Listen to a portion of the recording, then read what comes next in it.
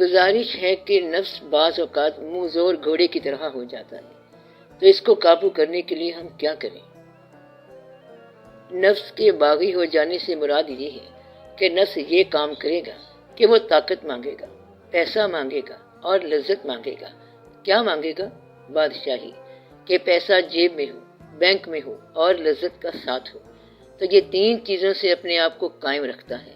اس کو کنٹرول کرنے کا طریقہ تو یہ ہے کہ اللہ تعالیٰ کا قرب حاصل کرنے والے لوگ عام طور پر رات کو جاگنے والے ہوتے ہیں۔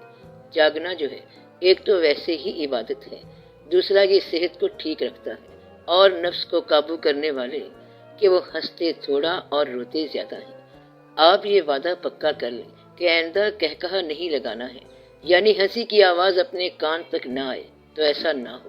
اگر آپ کہکہے سے توبہ کر لیں تو پھر آپ کو اپنا نفس جو ہے یہ معتدل نظر آئے گا۔ نفس کی خوبی یہ ہے کہ جب وہ باغی ہوتا ہے تو کہکہا مارتا ہے، مزاحیہ باتیں کرتا ہے اور لطیفے بولتا ہے۔ بس آپ اس سے بچو۔ تیسری بات یہ ہے کہ آپ ادھر ادھر گھومتے رہتے ہیں، تو آپ گھروں میں بیٹھو، اپنے بیوی بچوں کے پاس بیٹھو۔ بیوی بچوں کے پاس یہ نفس معتدل رہتا ہے، تو نفس کو بازاروں میں نہ پھراؤ۔ تو پھر آپ کہاں بیٹھو؟ گھر میں بیٹھو۔ تو گھر میں بیٹھنے والا آدمی بالعموم نیک رہتا ہے۔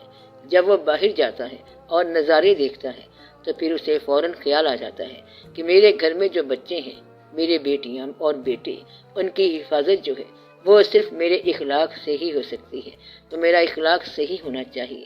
تو اس طرح نفس باغی نہیں ہوتا، تو آپ کے ذہن کی بغاوت جو ہے وہ فوری طور پر بچوں کے عمل میں آ جاتی ہے۔ یہ تو ایسی بات ہے، مثلاً آپ انگلینڈ میں ہوں اور وہاں آپ غلطی کریں تو غلطی کا اثر یہاں اولاد میں پہنچ جاتا ہے۔ تو یہ ایسا راز ہے، جس طرح کہتے ہیں کہ جینز میں اثر آ جاتا ہے۔ تو نفس کو قابو کرنے کے لیے آپ شب کو جاگو، گھر میں رہو، روزہ رکھو اور فاقہ کرو، تاکہ نفس کمزور ہو جائے۔ ایک آدمی مرغا کھا رہا تھا، اس سے پوچھا آپ کیوں کھا رہے ہو؟ کہتا ہے کہ بڑی دیر سے میرا نفس کہہ رہا تھا کہ میں نے کھانا نہیں کھانا ہے، تو میں نے کہا کہ تو زبردستی مرغ کھا۔ تو اس طرح آپ نفس کی مخالفت نہ کرنا، آپ مہربانی کرنا ایسا نہ کرنا۔ میرا خیال ہے کہ صحیح معنوں میں نفس کی مخالفت کرنی چاہیے، تو آپ غلط طریقے سے نفس کو نہ مارنا۔ اور اگلی بات یہ ہے کہ اپنے شیخ کی اطاعت کرو، اگر شیخ بنایا ہے تو اطاعت کرو، اور اطاعت کے اندر کنسیشن نہیں ہوگی، اور نہ کنسیشن رعایت مانگو۔ مطلب یہ ہے کہ آپ اپنے شیخ کی باتیں سنا کریں، اور آپ اگر اس کا کہنا مانتے ہیں تو اس نے جو بات آپ سے کہہ دی ہے اس کو سنو اور اس کو فالو کرو، اطاعت کرو۔ اگر فالو نہیں کرتے تو اس نے کچھ کہنا تو ہے نہیں، اور نہ ہی کوئی مارشلہ لگانا ہے۔ پھر اس کی سزا یہ ہوتی ہے کہ نفس طاقتور ہو جاتا ہے، تو نفس ہوتا ہے اطاعت کے نہ کرنے کی سزا۔ ایک آدمی کا اپنے شیخ، اپنے پیر صاحب کی محفل میں جانا بند ہو گیا۔ انہوں نے پوچھا کہ کہاں ہے؟ تو لوگوں نے کہا کہ وہ تو کسی اور کام میں مبتلا ہو گیا ہے۔ شیخ نے اس کو بلایا اور پوچھا کہ کیا کرتے ہو؟ تو کہتا ہے کہ آپ کی دعا سے فیضان ہو گیا، رات کو میرے پاس بندہ آتا ہے، مجھے لے جاتا ہے اور پھر بہشت کی سیر کراتا ہے۔ انہوں نے کہا کہ اب جب رات کو تم بہشت کی سیر کرنے جاؤ تو یہ لفظ پڑھنا۔ اس نے رات کو اس جگہ وہ لفظ پڑھے، دیکھا تو وہاں پر کوڑا کرکٹ کا ڈھیر ہے، اور جو وہ بزرگ تھا وہ شیطان ہے۔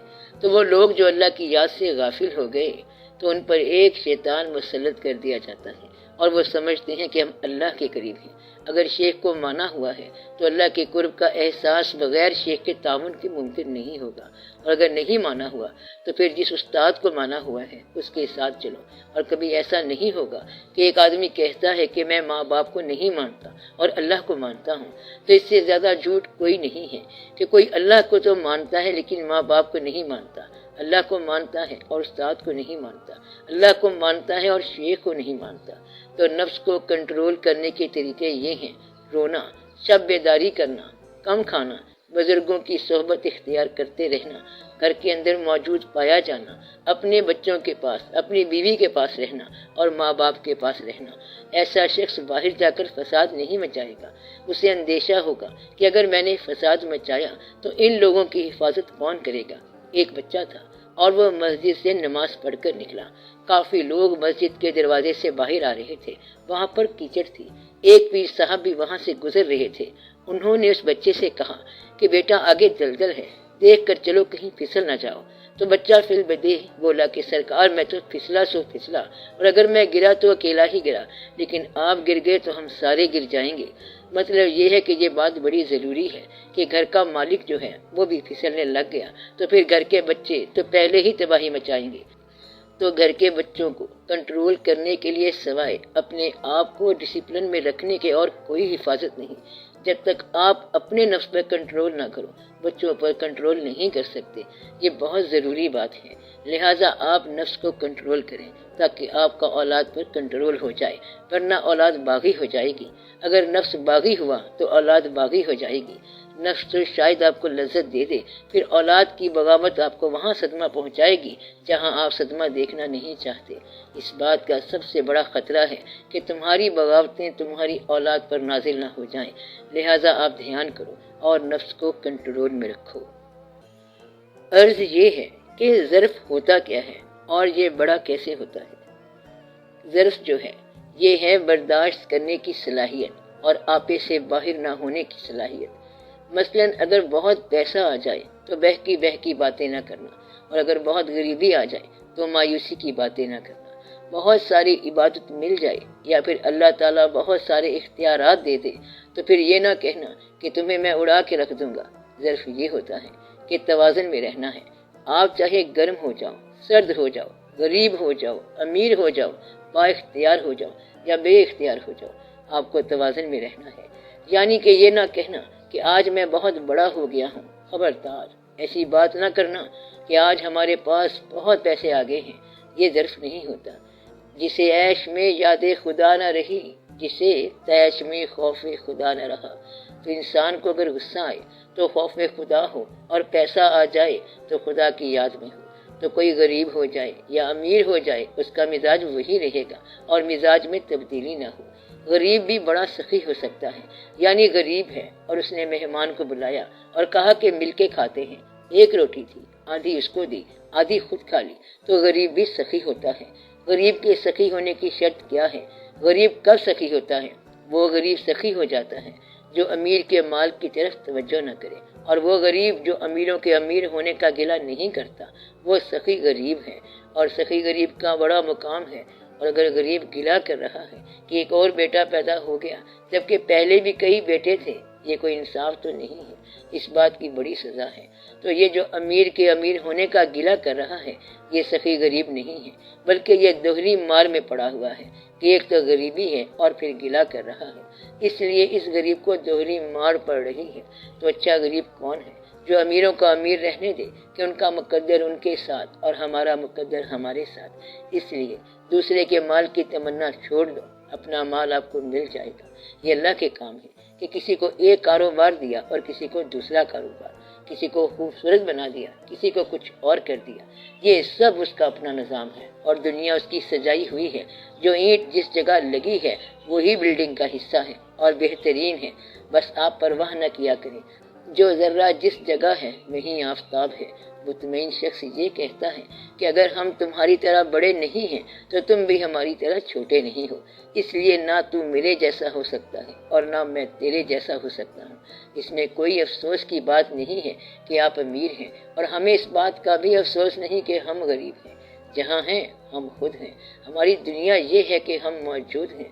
تو اپنے آپ کو ایسا سمجھنے والا نفس کے شر سے بچ جاتا ہے۔ نفس سے بچنے کا آسان طریقہ یہ ہے کہ کسی کے پیچھے لگ کر چل پڑو، اور چلو تو ایک آواز پہ چلو۔ اس طرح آپ نفس سے بچ جائیں گے۔ دو آوازوں پر چلنے والا نفس میں برباد ہو جائے گا۔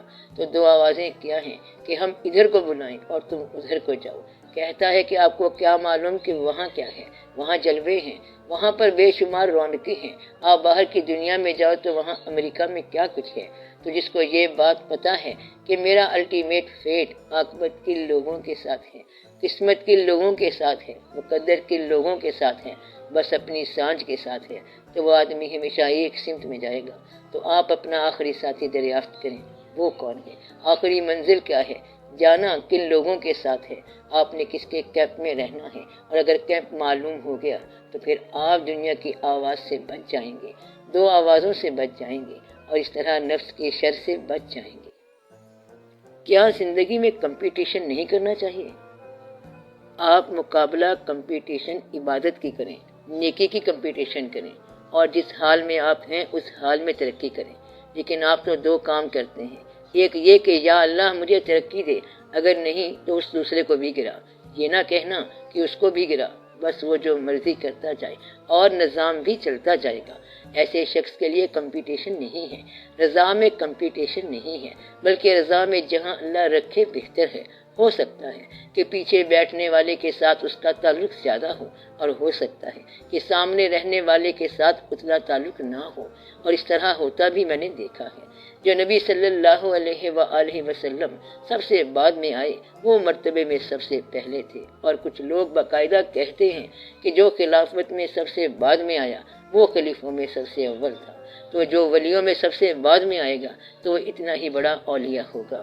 اس لیے اللہ کے ہاں تقدیم و تاخیر نہیں ہے، اللہ کے ہاں یہ ہوتا ہے کہ سب سے بڑے کو بعد میں لے آتا ہے۔ تو یہ بات ظاہر ہو گئی کہ یہ پہلا نبی ہے، یہ دوسرا نبی ہے، اور یہ تیسرا نبی ہے۔ یہ سب اللہ تعالیٰ کی رونقیں ہیں، بہت خوبصورت رونقیں ہیں۔ اور پھر آپ صلی اللہ علیہ وسلم تشریف لے آئے۔ بعض لوگ کہتے ہیں کہ حضور پاک صلی اللہ علیہ وسلم کو پہلے آنا چاہیے تھا۔ یہ بڑے بیوقوف لوگ ہیں، اور اس سے زیادہ بیوقوفی کی کوئی بات ہی نہیں ہے، کیونکہ یہ نہیں ہو سکتا کہ مرتبے اللہ بنائے اور درجے تم بناؤ، اور تم یہ کہو کہ اس کو پہلے بھیج دو اور اس کو بعد میں بھیج دو۔ تو مرتبہ ہے ہی اسی میں کہ اللہ جب چاہے بھیجے۔ اسی طرح خلافت میں بھی یہی بات آتی ہے۔ مطلب یہ ہے کہ لوگ کم جانتے ہیں کہ اسے پہلے آنا چاہیے تھا یا کہ اس کو بعد میں آنا چاہیے تھا۔